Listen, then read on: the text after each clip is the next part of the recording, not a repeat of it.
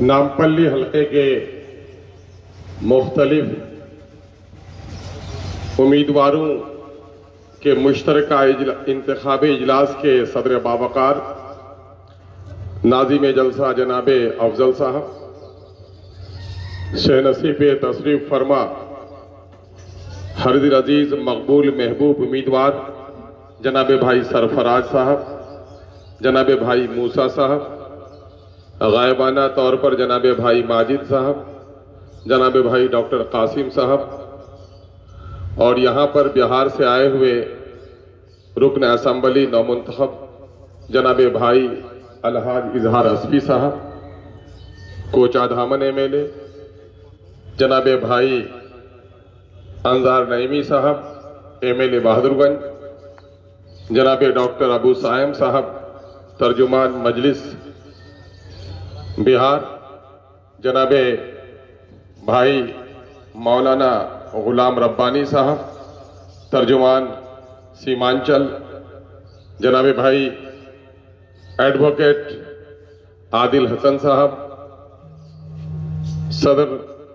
Youth committee صوبہ بہار، مختلف مقامات سے آئے ہوئے میرے بھائیوں، سہ نصیب تشریف فرما دیگر معززین، یہاں کے بزرگوں، نوجوانوں اور عزیزوں، نیک اور پاکیزہ ترین خواتین اور میرے تاجر دوستوں، میں جانتا ہوں یہ شہر عظمت کا، محبت کا، الفت کا، سخاوت کا شہر ہے۔ یہ شہر پرمغز اور بصیرت کا شہر ہے۔ یہ شہر بے باک اور بے خوف لوگوں کا شہر ہے۔ میں اس شہر کے لوگوں کے درمیان میں آپ کے خیالات میں کوئی اضافے کا اہل نہیں، اس کا اعتراف کرتا ہوں۔ میری آمد تو اس وقت اظہار تشکر کے لیے بھی ہے کہ اس سرزمین نے سیمانچل کے اس دور افتادہ علاقے میں جو نیپال اور بنگلہ دیش کی سرحدوں پہ واقع ہے، جہاں دلی کے سلطنت میں بیٹھے ہوئے لوگوں کی بھی نظر نہیں پڑتی، حیدرآباد کے محسنوں نے جا کر وہاں ایک چراغ روشن کیا ہے تاکہ وہاں کے اندھیرے میں اندھیرا دور ہو، وہاں کے لوگوں کو روشنی میسر ہو۔ ہم آپ کی اس احسان مندی کا شکریہ ادا کرنے کے لیے ہم 2000 کلومیٹر دور سے ہم سیاست کا کوئی سبق پڑھانے کا نہ اہل ہیں نہ یہ حماقت کر سکتے ہیں۔ اس وقت پورے وطن عزیز میں جس جرأت مندانہ سیاسی بصیرت کا ثبوت سرزمین حیدرآباد نے دیا ہے، وہ آزاد ہندوستان کی تاریخ کا ایک نرالا باب ہے۔ آزادی کے بعد ہماری قیادت جو گری ہوئی ہو گئی تھی، ملت جو یتیمی کے دور سے گزر رہی تھی، پوری ملت خوف کی نفسیات کا شکار ہو کر احساس کمتری کے سمندر میں غرق ہو رہی تھی۔ اللہ غریق رحمت کرے ان بزرگوں کو جنہوں نے مجلس اتحاد المسلمین کی بنیاد رکھی۔ اللہ غریق رحمت کرے ان والدین کو جنہوں نے مجلس اتحاد المسلمین کے علم اٹھانے والے فرزند پیدا کیے۔ میں ان کو عقیدت بھرا سلام ہی نہیں، ان کے مغفرت اور ان کے درجات کی بلندی کی دعا کرتا ہوں۔ اس وقت آپ کے شہر جس کے بارے میں اکثر میں بولنے پر مجبور ہو جاتا ہوں کہ شہر حیدرآباد کا تذکرہ آتے ہی نظروں کے سامنے میں چار مینار کے وہ میناریں دکھتے ہیں، لیکن میں سمجھتا ہوں کہ اس وقت شہر حیدرآباد کا جب نام آتا ہے اب چار مینارہ نظر نہیں آتا ہے، بلکہ پوری مظلوم امت کو اگر مینارہ نظر آتا ہے تو دو مینارے نظر آتے ہیں۔ ایک مینارے کا نام اسد الدین اویسی ہے، دوسرے کا نام اکبر الدین اویسی ہے۔ بھائیوں، یہ بات اچھی طرح سے نوجوانوں اور عزیزوں سمجھ لو، بچہ یتیم پھوپھا اور خالو کے مرنے سے نہیں ہوتا، بچہ یتیم ہوتا ہے باپ کے مرنے سے۔ باپ اگر لقوے میں بھی ہو تو بچہ یتیم نہیں ہوتا، وہ کہتا ہے میرا باپ ابھی زندہ ہے۔ دیکھو، باپ کے مرنے سے بچہ یتیم ہوتا ہے اور قیادت چھن جاتی ہے تو پوری امت، پوری قوم یتیم ہو جاتی ہے۔ اس وقت پورے ملک اور پورے وطن عزیز میں اگر ملت کو قیادت بخشنے کا کام کسی نے کیا ہے تو سرزمین دلی نے نہیں بلکہ حیدرآباد نے کیا ہے۔ ہمارے عزیز عادل حسن ایڈوکیٹ اکثر یہ کہتے ہیں ملک کا دارالسلطنت تو دلی ہے لیکن مظلوموں کا دارالسلطنت کا نام حیدرآباد ہے۔ اس لیے کہ جب بھی کہیں کسی کی عزت ٹوٹے، کسی کی آبرو چھینے، کسی نوجوان کا بے ایمانہ قتل ہو یا کسی کی دکان لوٹے، وہ مظلوم اگر دیکھتا ہے تو دلی کی طرف نہیں دیکھتا، وہ مظلوم اگر دیکھتا ہے تو حیدرآباد کی طرف دیکھتا ہے کہ میری حمایت میں انصاف کی آواز کہاں سے اٹھتی ہے۔ میرے بھائیوں، وہ مقام آپ کو ملا ہے، اس مقام کی قدر و منزلت کا سبق میں آپ کو نہیں پڑھا سکتا، لیکن کچھ اندیشے ہیں جس سے میں باخبر کرنا ضروری سمجھتا ہوں۔ چور چراغ کا دشمن ہوتا ہے، ایک بستی میں چراغ جلے تو دوسری بستی کا رخ کر لیتا ہے،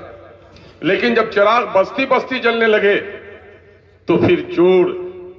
بستیوں کا نہیں بلکہ چراغ جلانے والوں کا دشمن ہو جاتا ہے۔ ایک زمانہ تھا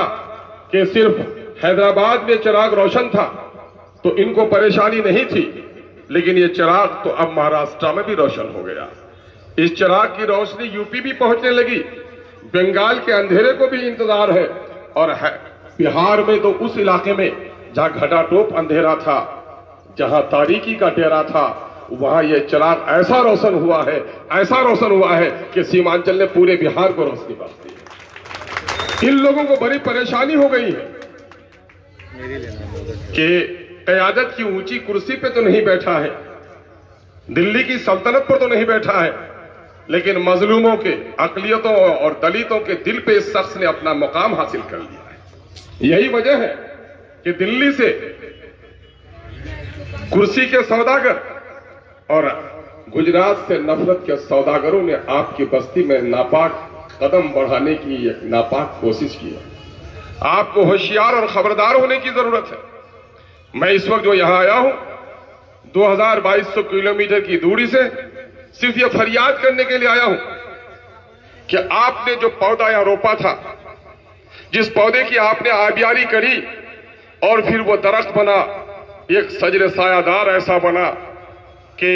ظلم کی تپش سے جب بھی لوگوں نے پناہ چاہی تو اس کے سائے میں جگہ پائی، اور آج اس درخت کی ٹہنیاں اتنی پھیل رہی ہیں کہ پورے ملک کے مظلوم اس کے سائے میں آنے کے لیے بےتاب اور بے قرار ہے۔ حیدرآباد کے مکینوں، یہ بڑی ذمہ داری ہے آپ کی۔ درخت کی ٹہنیاں دور تک پھیلتی ہیں اور ٹہنیوں کے بالمقابل تناؤ کا تن کا گھیرا کم ہوتا ہے، لیکن اس کی جڑیں نیچے پھیلی ہوئی رہتی ہیں، اور درخت جس زمین پہ کھڑا رہتا ہے وہ زمین اگر مضبوط ہو، اس کے جڑوں کی اگر آبیاری کی جائے تو وہ درخت آندھیوں کا مقابلہ کرنے میں کامیاب رہتا ہے۔ اس وقت ایک تیز آندھی جو نفرت کی، ظلم کی، عداوت کی پھیلائی جا رہی ہے، یہ آپ کے لیے آزمائش اور امتحان کا وقت ہے۔ اپنے عیدگاہوں کو رونق بخشنا چاہتے ہیں، اپنے مسجدوں کو آباد رکھنا چاہتے ہیں، اپنے نسلوں کے سینوں میں دین کی امانت کو محفوظ رکھنا چاہتے ہیں، اپنی زبان اور لسان کو، اپنی تہذیب اور ثقافت کی پہچان باقی رکھنا چاہتے ہیں، تو اس وقت عیدگاہوں کو جس طرح آباد کرتے ہیں سیاسی جلسوں کو بھی آباد کرنا پڑے گا، یہاں اپنی موجودگی دکھانی پڑے گی۔ چونکہ ایک بڑے عالم نے کہا ہے، اللہ غریق رحمت کرے، حضرت مولانا ابو الحسن علی ندوی رحمت اللہ علیہ کو، کہ تمہارا بچہ 5 وقتہ نہیں تہجد گزار ہو جائے، تمہاری بستیوں میں اگر سیاسی شعور بیدار نہ ہوا تو تمہارے 5 وقتے پر بھی پابندی لگ جائے گی۔ آج ملک کے دوسرے حصوں میں زبان چھینی جا رہی ہے، ثقافت پامال کی جا رہی ہے، نوجوانوں کو اپنی تہذیب سے دور کیا جا رہا ہے، ہمارے مقدس مقامات کی پامالی ہو رہی ہے، ہمارے بزرگوں کے سینوں پر مکانات تعمیر کرائے جا رہے ہیں۔ یہ ضرورت اس بات کی ہے، جس کو اللہ نے مال دیا ہے اس پر زکوٰۃ واجب ہے۔ اے حیدرآباد کے لوگوں، اللہ نے آپ کو قیادت کی طاقت دی ہے، مظلوموں کی قیادت کرنا آپ پر واجب ہے۔ آپ اس فریضے کو نبھا رہے ہیں اور مضبوطی سے نبھائیے۔ میں اس وقت صرف مظلوم بستی سے آپ سے گزارش کرنے کے لیے آیا ہوں کہ آپ نے ملت کے زندہ ہونے کا ثبوت دیا ہے۔ پیارے آقا صلی اللہ علیہ وسلم کا وہ فرمان، مبارک فرمان کہ پوری امت ایک جسم واحد کی طرح ہے، کسی بھی عضو کو تکلیف پہنچے تو پورا جسم متاثر ہو جاتا ہے۔ لیکن آپ دیکھیں گے بستیاں جلتی ہیں اور پڑوسی کے آنکھوں میں پانی نہیں آتا، آبرو لٹتی ہے بیٹیوں کی، بڑے بڑے ذمہ داروں کی پیشانی پہ بل نہیں آتا۔ تو پیارے آقا کی حدیث زندہ انسانوں کے لیے ہے، جس کا ضمیر مر گیا ہے اس کے لیے شاید نہیں ہے۔ آپ نے دیکھا ہوگا لقوے میں پڑا جو جسم ہوتا ہے، اس حصے کو اگر آپ کاٹے بھی تو زیادہ چبھن محسوس نہیں ہوتی، اگر روح نکل جائے تو پھر بازو بھی کاٹ لے تو آنکھوں میں پانی نہیں آتا۔ زندہ ملت ہوتی ہے، ملت کی پریشانی سے بے قرار ہوتی ہے۔ حیدرآباد کے لوگوں، آپ نے زندگی کا بڑا ثبوت دیا ہے، آپ کے سیمانچل کے لوگوں کے درد کو آپ نے محسوس کیا ہے۔ یہ زندگی، یہ توانائی جو آپ کی ہے، یہ اللہ کا بڑا کرم ہے کہ یہ نکتہ سیکھا میں نے بوالحسن سے کہ جاں مرتی نہیں مرگے جسم سے، چمک سورج میں کیا باقی رہے گی، بیزار ہو اگر وہ اپنی کرن سے۔ اگر کرن سے بیزار ہو تو سورج میں توانائی باقی نہیں رہ سکتی، اور جو ملت درد سے بے نیاز ہو وہ پھر ملت نہیں رہتی۔ آپ نے پورے ملک کے درد کو اپنے سینے میں سمیٹا ہے۔ آپ نے نہ صرف مسلمانوں کے بلکہ بحیثیت آدم کے، آدم زادوں کے تکلیف کو آپ نے گوارا کیا ہے۔ روہت بیمولا کی آواز جس توانائی کے ساتھ بیرسٹر جناب اسد الدین اویسی صاحب نے اٹھایا ہے، پارلیمنٹ میں کسی کے باپ کی مجال نہیں ہو سکی کہ دلت کی آواز اس انداز سے اٹھائے۔ آپ کو یہ غیرت دی ہے اللہ نے، آپ کو یہ عزت بخشی ہے۔ حیدرآباد کے لوگوں، آپ بڑے سخی ہو، آپ بڑے وسیع القلب ہو، اللہ نے آپ کو سیاسی بصیرت دی ہے، اور میں فخر کے ساتھ کہتا ہوں کہ وطن عزیز کے مختلف مقامات پر جانا ہوا، لیکن اپنی تہذیب، اپنی ثقافت پوری رہنائیوں کے ساتھ کہیں اگر جلوہ گر ہے تو اس شہر کا نام حیدرآباد ہے۔ اللہ نے بڑا مقام آپ کو بخشا ہے، اور اس وقت یہ ذمہ داری بحسن خوبی انجام دے رہے ہیں۔ آپ کا ایک بھی ووٹ ضائع نہ ہو۔ جب یہ خبریں سنی جاتی ہیں کہ صاحب 60% اور 55% ووٹ گرے تو دل پاڑا پارا ہو جاتا ہے۔ نفرت کے سوداگروں کو دیکھو، بیرون ملک سے آ کر اپنے ووٹ کو ڈالنے کی کوشش کرتا ہے، وہ نوافل نماز نوافل نہیں ہوگی قبول اگر کوئی آدمی ووٹ کو چھوڑ کر مسجد کے کونے میں نوافل پڑھتا۔ شاید یہ کہنے میں گستاخی کروں، اگر جن لوگوں کا یقین یہ ووٹ میں حصہ لینے کا ہے، کچھ لوگ ہیں جو ووٹ میں حصہ نہیں لیتے، میں ان کے لیے نہیں کہہ سکتا، لیکن اس جمہوری ملک میں باطل اور ناانصاف لوگوں کو روکنے کے لیے یہ ووٹ نہیں ہے، یہ تلوار ہے۔ اس تلوار کا استعمال کرنا اور صالح ہاتھوں میں قیادت دینا یہ آپ کی ذمہ داری ہے، ورنہ نہیں تو تاریخ کی نظروں نے وہ دور بھی دیکھے ہیں، لمحوں نے خطا کی ہے، صدیوں نے سزا پائی۔ اٹھیے، اس وقت نہ صرف اپنے شہر کے کارپوریشن کا الیکشن،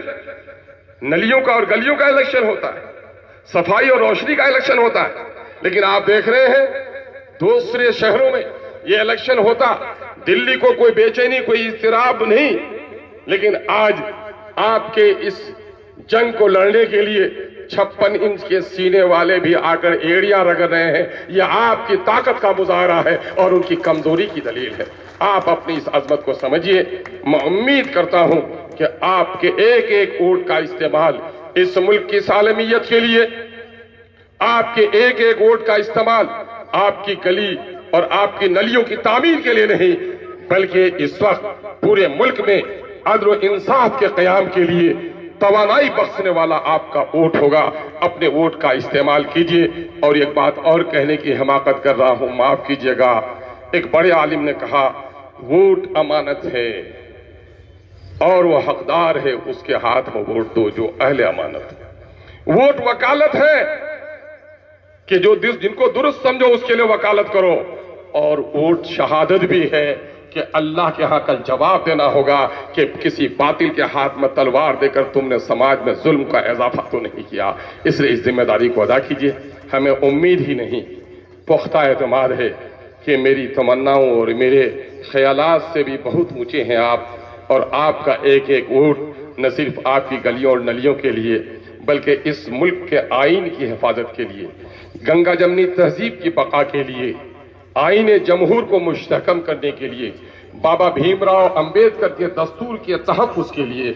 آپ اپنا ایک ایک ووٹ ڈالیں گے اور وطن عزیز کے مظلوموں کی وکالت کرنے والی طاقت کو اور توانائی بخشیں گے۔ شہر حیدرآباد زندہ باد، حیدرآباد کے مکینوں زندہ باد۔ جناب سرفراز صاحب، نمائندہ کارپوریٹر احمد نگر جناب اختر علی مان صاحب کے گلپوشی کر رہے ہیں، اور جناب موسیٰ صاحب آصف نگر، دیگر بہار سے آنے والے ہمارے مہمان ایم ایل ایس کا